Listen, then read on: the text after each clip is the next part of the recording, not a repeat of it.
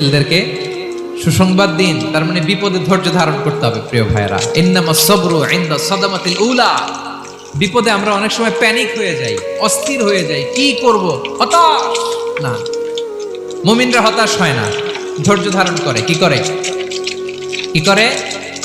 ধৈর্য ধারণ করার শক্তি দাও গো মেহেরবান আমায়, দাও গো মেহেরবান। পড়েন, ধৈর্য ধারণ করার শক্তি দাও গো মেহেরবান আমায়, দাও গো মেহেরবান। সবাই বলুন একসাথে, ধৈর্য ধারণ করার শক্তি দাও গো মেহেরবান আমায়, দাও গো মেহেরবান।